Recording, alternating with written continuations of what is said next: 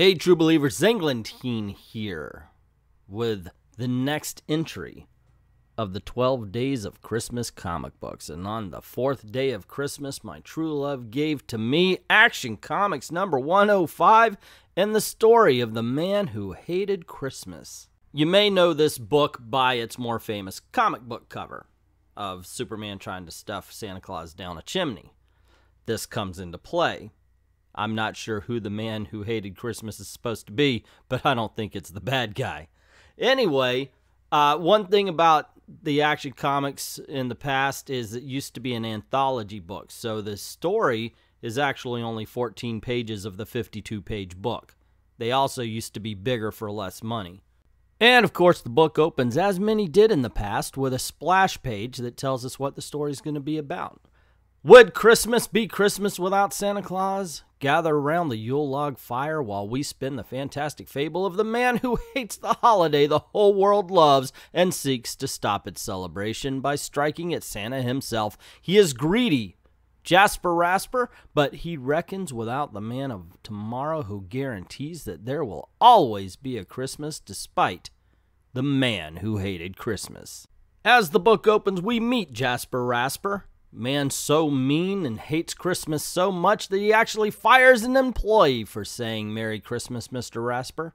Cartwright, thought I warned all my employees not to offer me season's greetings. You're fired. And hating that so much, he decides he's going to kill Christmas. So he has his general manager bring in some special chocolates that he ordered.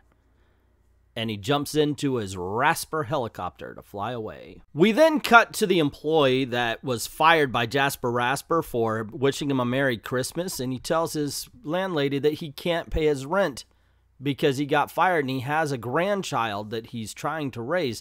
The landlady feels so bad for him that she says he can hold off on paying rent, and she goes to report the story to Perry White, who gives the story to Clark Kent and says, check this out, it might make for a good human interest thing.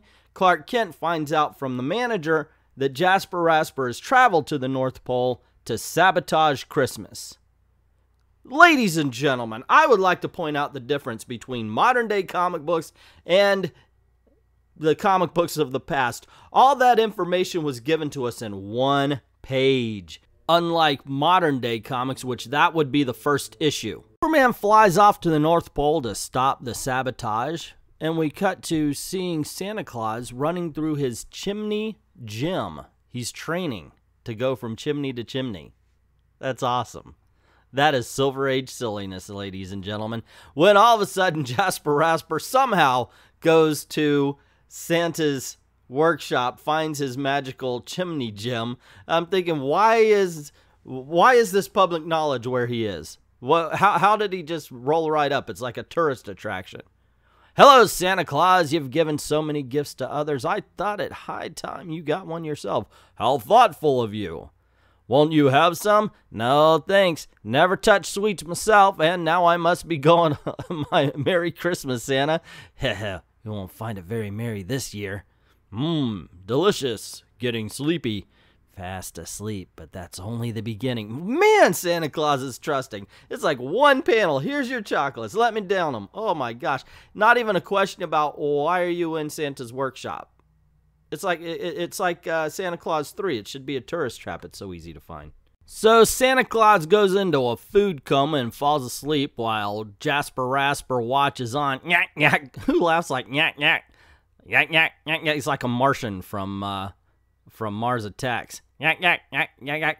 Little did Santa suspect those munchy morsels had been treated with a new wonder drug, which causes fatty tissue to multiply at miraculous speed. Who wants to get fatter? If you're a scientist out there and you understand why would we want a drug that causes fat to multiply at a miraculous speed? And then Jasper takes time to roofie the reindeer.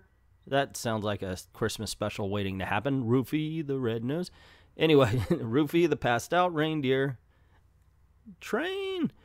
No Santa Claus circling the globe. No gifts distribution this year. Christmas will be a flopperoo. And so he flies away and Superman flies in to save Santa Claus, waking him up. and to alert him to the sabotage. So wanting to spring into action, Santa Claus tries to stand up only to find out that he's too fat to get out of his chair. This makes him worried. Oh my gosh. The chocolates, they made me fatter. And I'm just paraphrasing at this point. And he goes, I think I know his dastardly plan. And he goes to his chimney gym. Okay, Santa Claus calls it an obstacle course in the comic book. I've actually been wrong about that for a couple of times. Anyway, on with the story. So Santa tries to give a run through his chimney obstacle course, only to find out that his worst fears have come true. He's too fat to fit down the chimney. But Superman says a diabolically clever plot. But Rasper didn't count on my intervention. I can get your weight back to normal if you'll cooperate. I'll do anything. So Superman throws him on the floor and starts rubbing his hands all over him. And Santa Claus is like, back off, Kevin Spacey. I don't know what you're trying to do. And he's saying, okay, I'm just going to whack the fat out of you, I guess. What is his plan here? He doesn't even have any dialogue explaining why he's manhandling Santa Claus. Santa Claus says, I feel like I'm going through a meat grinder. Great, that shows we're making progress. Now I know how your enemies feel when you give them a going over. Ooh, that's way too personal. I guess we'd better stop this particular maneuver while you've still some skin left. Holy crap. It's like giving him Santa Claus the worst Indian burn. But since that didn't work, Superman says, you know what? If this,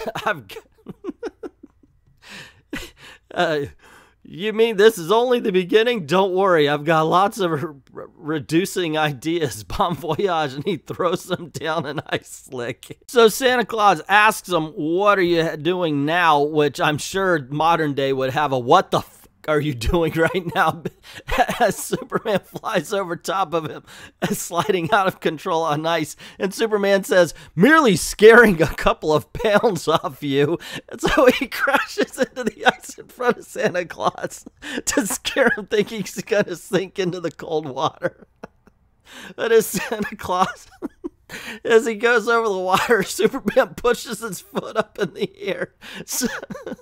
A little helping hand. Oh, this is awesome. That scared the mitts and some weight off of me. What next? You and my friend, you and I, my friend, are headed to south of the border. He's going to a volcano.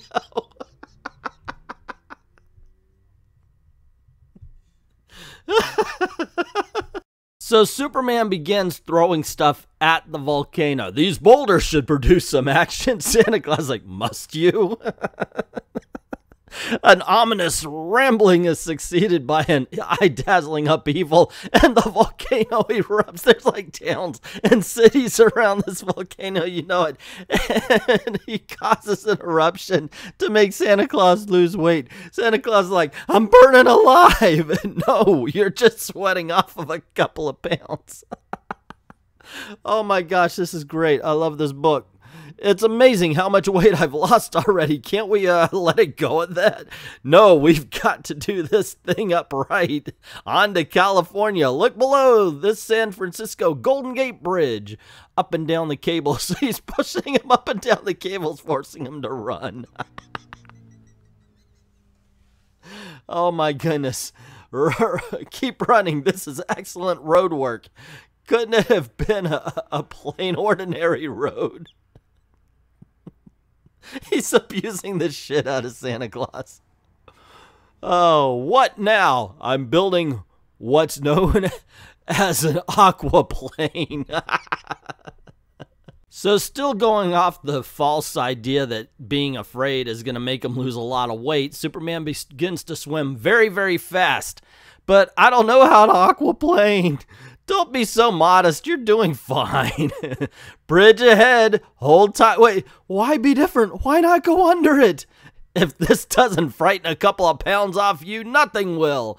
I can feel them pouring off. Later in Metropolis, hooray, I'm making progress. Stop admiring yourself. Let's go. We're dropping in on a masquerade dance celebrating the city's sesquicentennial anniversary. I can't say that word, sorry. And, what about muscles? If this weren't a masquerade, I'd swear you were really Superman. Standing beside me is the world's greatest jitterbugger. He claims he can outrace any of you. Please, Superman, just one malted. Nothing doing. Remember your weight? Come on, Santa. Let's see if you're as good as your buddy claims. We cut to the party and see that Santa Claus is actually jitterbugging. Say, this is fun. You've as much pep as the real Santa Claus must have. Superman, go to it, girls. He'll think nothing of dancing with all of you simultaneously. No undertones there, is there, children?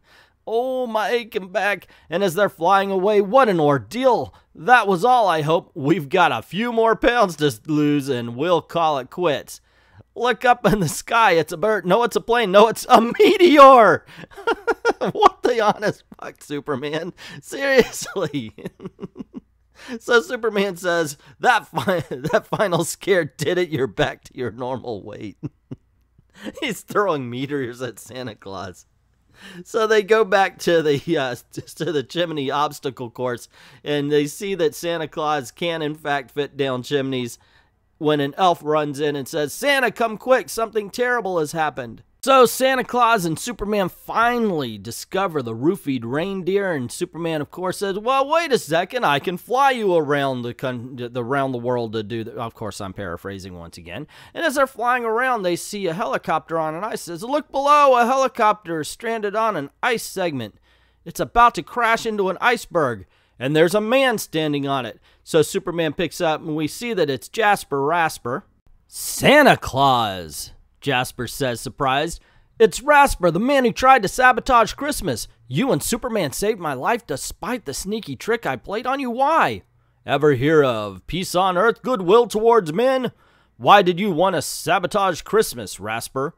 I jostled and fought my way up from poverty without scruples. No one ever gave me a helping hand, and my formula for success was to be trickier than my neighbor. I hated Christmas with its talk of charity and goodwill. It made a mockery of my hard-boiled philosophy. I decided to sabotage the holiday. But now that you two have saved my life, I'm beginning to wonder, maybe I've been wrong. Maybe there is something to the goodwill toward men reasoning. So basically, he doesn't like Christmas because it's socialist. Chasing ghosts, my friend. Chasing SJW ghosts. That's all he's doing. So Santa hears his pleas and his reasonings, and he says, if you see the error of your ways, Rasper, there's hope for you. But I've performed so many cruel injustices.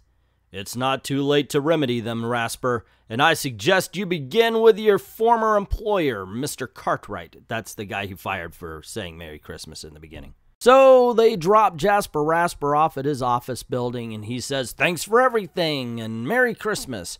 And later we see Cartwright. That was Mr. Rasper, Tommy. He's sending some toys over for you. I told you he was a generous man, so Grampy got his job back. It's the best Christmas we ever had. Nothing's changed. We're in exactly the same position we are at the beginning of the story. And then we cut back to Superman and Santa Claus, and Superman says, need any help? Is this chimney too small? And Santa Claus says, keep your hands away from me, you sadistic freak. Or at least he should have. He actually just says, don't worry, I can fit down these chimneys easily. And then just to show that even though they were sillier stories, at least they filled up every hole, the landlady gets paid for the story she gave to Perry White. See, they wrap up everything. They tell the story. 14 pages, more story than a modern day whole issue. And of course, you cannot end a Christmas story in a comic book without that final and Merry Christmas to all. Superman carrying Santa, Merry Christmas to all, and season's greetings from Jerry and Joe. And that will hit you right in the feels, ladies and gentlemen. But there you go, Action Comics 105's Christmas story, where Superman basically beats the crap out of Santa Claus until he's so scared he loses weight. I love this story. It's funny as heck. It's 14 pages, really quick read, and tons of fun. Well, there you go, True Believers Action Comics 105. What did you think? Well, at least, like I said, it's the Christmas story. Did you like it? Did you hate it? Or you like me, just found it funny as hell that Superman would do this?